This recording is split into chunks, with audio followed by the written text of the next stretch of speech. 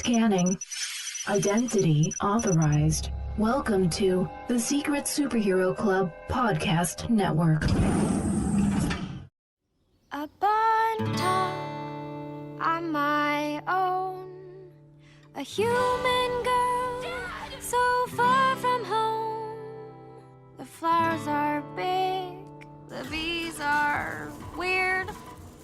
It's dangerous, just like I feared. On the surface was... Dad! You must not be from around here. Are you from one of those whole cities? You a barrel girl? You've heard of us. My name's Kipo, and I really need your help right now. First lesson of the surface. Up here, it could be very dangerous if people know you from a burrow. I'll help you get home. But once you're back, I'm out. No, thank you. No hugging. I knew you were a good person. It's amazing. In just a day, I've seen enough wonders to fill a lifetime. You can run, Peg, but I will find you, and I will pet you. There's a burrow girl on the loose! She can lead me to more humans. Enough to rule Las Vistas. Scarlet Man is after us? This is bad. Real bad. I'm not afraid of Scarlet. That was amazing. She's a legend. Me and my friends are a pack. We'll find my people before he does. I have to do this. Welcome, everybody, to the Animation Station Podcast, episode 195. My name is Josh, and today I am joined by a very special guest. We are here at DreamWorks, and I am joined by the creator of the new Netflix animated series, Kipo and the Age of the See, you throw me with the extra the, like there's no the there. There isn't. So Kipo and the Age of Wonderbeasts, Radford Sechrist. How's it going, Rad? You know, I see it get typed that way even by the actors on the show. I was thinking about it. I was like, I've wrote it down like 5 times correctly, and then it's just like, let's add an extra the just for, you know. You know how you have no idea how long it took us to come up with that title. It was for a little bit. We're like, maybe the age of creatures that are wonderful. Creatures that are wonderful doesn't have that, you know, that nice ring to it. It doesn't roll off. Or I the think tongue, Creatures right? of Wonder. I think that was a Wonder. or Beasts of Wonder. I think there was a similar version there for a sec. And so Rad, so thanks for coming on and allowing me to be here. It's nice. I like your office. Thank you. Your blackboard that is just black and doesn't have anything on it. I love it. I got some candy here if you need some. And so, just a little bit of background. You've worked on the Lego Ninjago movie, How to Train Your Dragon 2, Megamind. Yes. Let's just kind of go a little bit about you. Like, so how did you get into art and storytelling? Well, when I was a kid, my mom met this old animator guy named Sam Singer, and I used to go sketch with him at the farmer's market in L.A., and I think he animated on, like, Snow White and stuff. And so I drew with him, and then around the year I was graduating high school, he knew a bunch of animators. And everyone just got fired from Disney for 2D animation because they were making the shift to CG. Yeah. And in my mind, growing up, I wanted to be a 2D animator. And all those animators were like, it's done. It's dead. Animation's gone. Well, don't they only have like 2 people that still do 2D animation over at Disney? Something like, I don't know. Really sad. Yeah. Like, I mean, they got a handful of them. Yeah. But they all were like, don't go to art school. It's gone. You know. So I ended up going to engineering school, and while I was in engineering school, I was like, well, there's comic strips in the newspaper. Maybe I could do that. So I did comic strips for my school newspaper. And my senior year, I got published with Image Comics in a book called Flight. And through that, I met a bunch of storyboard artists and character designers. And one of them invited me down to visit a studio. And I was shocked. I was like, wait, there's still people drawing for jobs. Because I didn't know about all the other jobs. I just knew about 2D animation. So almost the day I graduated, I moved down to LA and tried to break in. And again, I was doing comics, so that really helped. And I ended up doing a little bit of character design, and then I got a job at DreamWorks in 2006, and I've just kind of been here ever since. She's like, never looked back. She's like, 2006 onward. Yeah. I left for a brief stint to do head of story on a movie called Wish Dragon coming out from Sony. But as soon as Kipo got greenlit, I came right back. Yeah. So, yeah. So were there any animated what was your thing growing up? Like, did you was What there did I love? was it there was a movie, I love, series, a comics, or it's interesting. I always look back at this Freddie Moore drawing of Donald Duck, and it just seems to be the core of my artwork. Like, I just love that classic kind of anime. Anytime I was taking classes or learning about art, and Pogo's another great kind of tentpole for me. Just kind of that classic animation drawing. Mm-hmm. That was kind of my foundation. So a lot of my early work looked like that. And then I was in college, and my buddy goes, "Hey, they're showing this Japanese film. Do you want to come watch it?" And I had no clue what it was. And I followed him into the movie theater, and it was Spirited Away. And that was my kind of intro into anime. And my mind was blown. I was like, what is this? What is happening? Like, I can't believe this kind of thing because I hadn't seen. Like, it's also still 2D. Yeah. And that kind of shifted me into a mixture of kind of the classic animation and looking at a lot of anime. So from then on out, I was kind of split between the two. And you'll notice my style is kind of a mixture of those two things, those two influences. I did notice that Kipo does have that anime hero hair. Yeah, vibe definitely. Going on. Like, when I saw it, I was like, I understand. You're definitely the main character and the hero right now. Got those hero spikes. Exactly. Yep. So we'll talk a little bit about Kipo. We're gonna keep it spoiler free. Yes. I was able to watch the series. Well done, sir. Thank you. Thank you. Very loved it. So let's kind of go about Kipo. So what kind of brought what made you have the idea for Kipo? Like, what made you want to tell this story? Yeah. So I think I was watching Walking Dead, Game of Thrones, Attack on Titan. There was a couple different things that felt big and epic, and specifically Walking Dead and Attack on Titan felt a little like a post-apocalypse type thing. And I was playing around with a lot of projects. So I was doing a kind of indie skateboard thing. I have a couple projects in development, and I was looking at them, and it's funny because I asked my wife, I'm like, which one should I do? And she immediately was like, the Kipo one. And I was like, okay, I'll focus on that one then. She's like, that one's the best one. I was like, okay. But yeah, it was like, because I was just inspired by Walking Dead and that stuff, so I wanted to make something post-apocalypse, but something scaled up like Game of Thrones with these kind of world-building idea. And I started sketching stuff. At the time, I was working on How to Train Your Dragon 2, and I was doing a lot of epic artwork for that with the huge dragons, so I was kind of in that wheelhouse already. Of giant creatures and everything. Things. So the first image I drew was Kipo scaling up the back of the giant Mega Bunny. And that I tend to kind of build out the world first with images.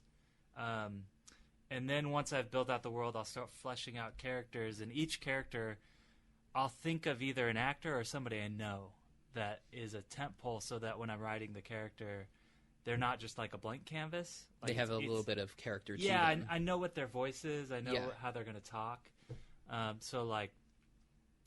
One character was basically my buddy, Dave, who I shared an office with. Another character was I mentioned the skateboard thing. I actually had started a skate company, and I had sponsored some skaters.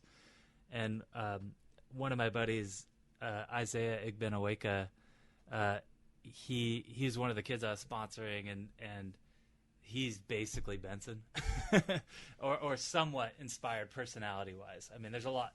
Obviously, takes on a life of its own. But when I was writing the dialogue, I had kind of him in my mind, and then for Kipo, I kind of had Jess from New Girl in my mind. Okay. And again, it evolves and it takes on a life of its own. But I always kind of have a starting point. Now that you say that, there are some instances where you're like, okay, yeah, I get that.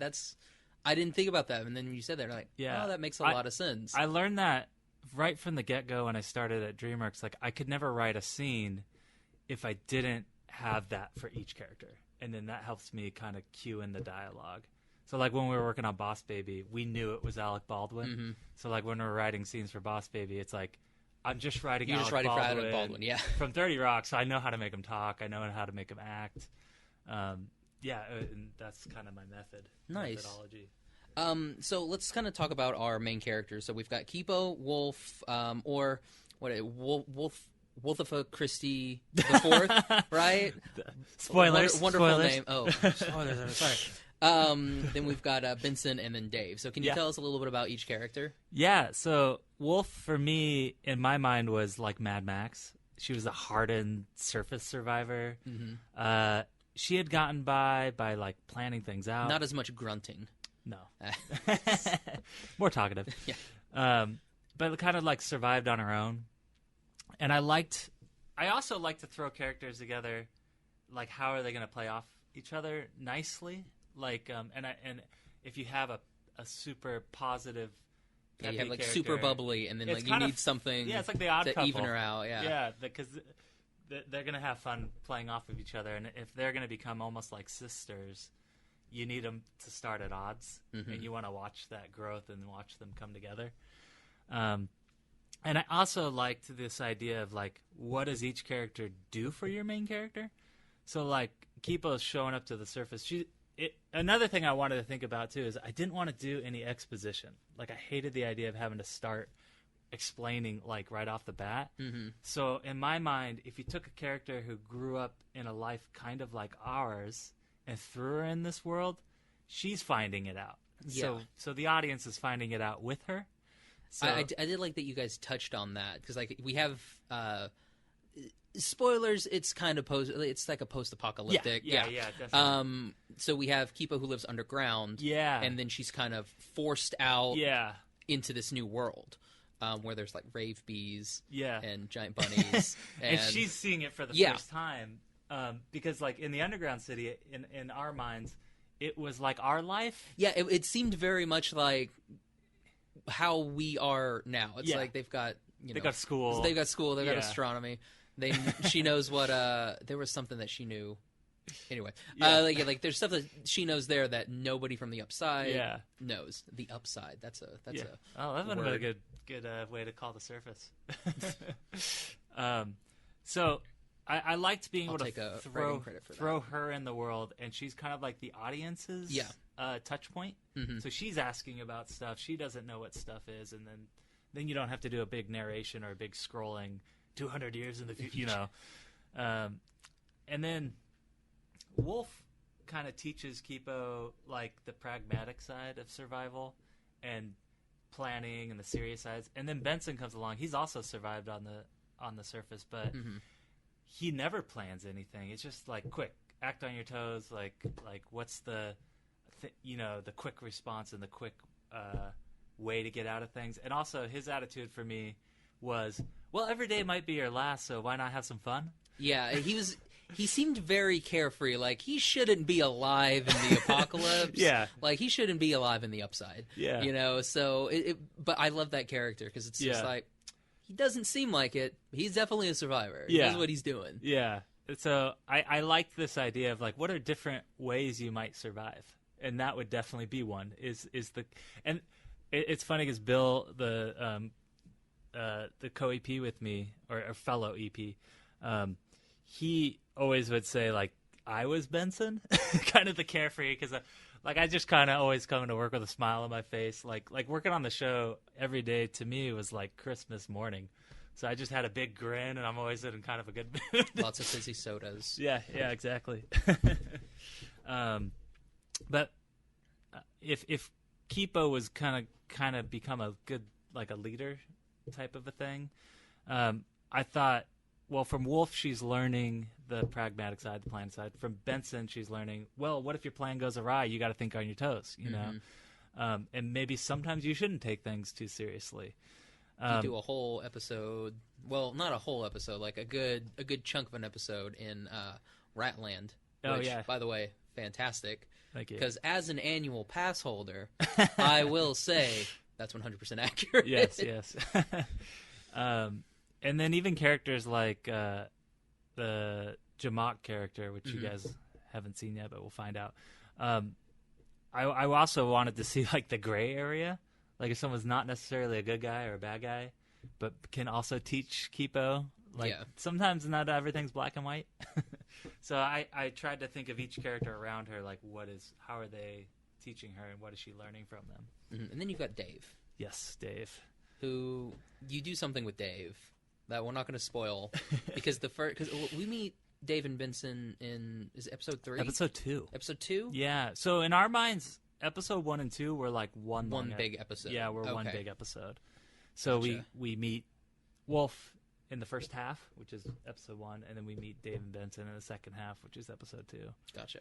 Yeah. Yeah, and you do something special with Dave that I thought was hilarious. I'm glad you like that. Like each time that it happened, I was just like, "That's good. That's good." And sometimes, like there'll be portions where it's long, yeah, and then there'll be the other times where it's just like boom, boom. Yeah. You're like, oh, there we go. yeah. We had a good time with that. So we can kind of talk about the cast because the cast has been told. Announced. So we've got Karen Fukuhara as Kipo. Yeah. Sydney, is it Michaela? Yes. As Wolf, Dion Cole as Dave, and Coy Stewart as Benson. Yeah. Did you have any say in like casting or anything? Oh, of course. That? Okay. Yeah. It's interesting working at DreamWorks. Like,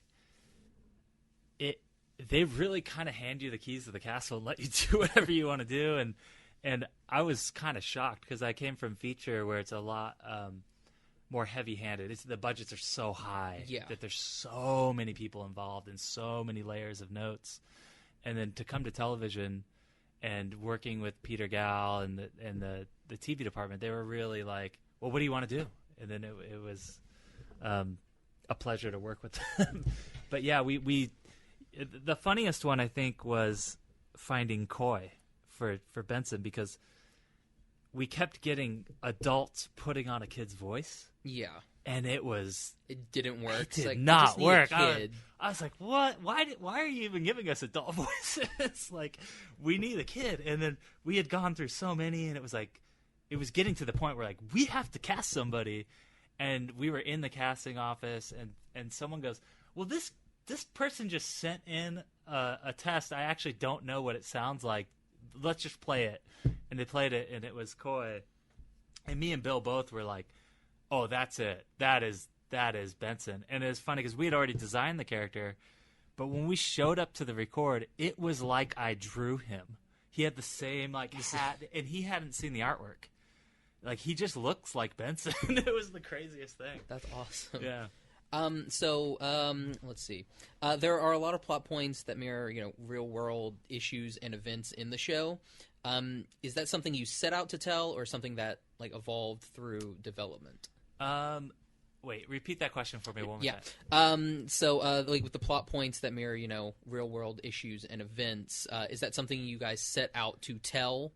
Or is that something that just kind of, evolved through? That is definitely something that came from Bill. So Bill Wolkoff, my fellow EP and writer, was amazing to work with. So one of the first things, and I was kind of excited that the first things he was like, because he had a kid and I had a kid too, and he was like, our kids are dealing with some crazy stuff right now in the world, and I want to treat this show like a parallel. Like, oh, Kipo was able to get through all this crazy stuff, so can you. And so right from the get-go, he wanted to use the TV show to really give like strong messaging and positive role modeling and messaging for the youth of today. And I thought that was awesome. I thought that was so cool. What about the show also focuses a lot on like family and friendship. Like, how important was that you wanted to convey in the show? Yeah, was that something that you in my mind from the get go? It was always a family dynamic, like characters coming together to become a family. Like, that was the core of the show, and how do we watch that happen in an interesting way? And then each of the I don't want to spoil things with Benson, but in my mind that was important to his character, that story as well. Mm-hmm. But there were certain things about the personalities and the overcoming certain odds for each of the characters that was probably the focal point of making the show. That's that's what it was all about. Nice. So who's your favorite character?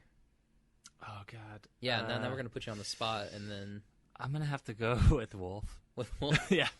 I mean, Kipo's obviously gonna be my favorite because she's the star, but Wolf has just got such a cool story. Yeah. Because we get her story, later on in the first season. Yes, yeah. And it's rough. So what are you hoping people take away from this first season? Well, I hope they have a good time. I hope they enjoy watching it. I hope there's some level of looking at the world today and how scary it is and going, no matter what, you should still keep the optimism. That would be the main thing I hope they take away from it. Nice. So what are you personally looking forward to, for the future of Kipo? Kipo and the Age of Wonderbeasts. See, we said it right this time. Well, for it to air. And for people to see it. Barring something crazy, I think you're okay there. I'm excited for people to hear all the music, because we have some great music, and meet all the characters. And then I can't really spoil what happens after this season, so... I mean, you tell me. It's just me and you. Well, once the mic's off. Me and Seth, yeah. This is us. So Rad, where can everybody find you, social media-wise, to, kind of keep track? Yeah, well, my name is Radford, but Rad for short. I like Rad. Yeah. It's because just like, a pharmacy, it's rad. Yeah. So, nice, by the way. Yeah. I was like, the art team yes. threw that in, little hint there. Little cookies snuck in. You can find me on Twitter, Rad Sechrist, and Instagram, Rad Sechrist as well. Nice, and we'll put those links in the show notes. We'll Great. also put the social media stuff for Kipo and the link to Netflix so you can watch it. Kipo in the Age of Wonderbeasts premieres on Netflix January 14th. Like I said, we'll put those links in for you. You can find me on Twitter and Instagram at Josh L. Kane. You can find the podcast on Instagram at Animation Station Podcast, on Twitter at Animate Podcast. All episodes available, iTunes, Stitcher, Podbean, Google Play, Spotify, YouTube, all the fun places, and on our website, animationstationpodcast.com. Radford, thank you so much for coming on. Thanks for having me. All right, so for the Animation Station Podcast, I'm Josh. I'm Radford. Bye, everybody.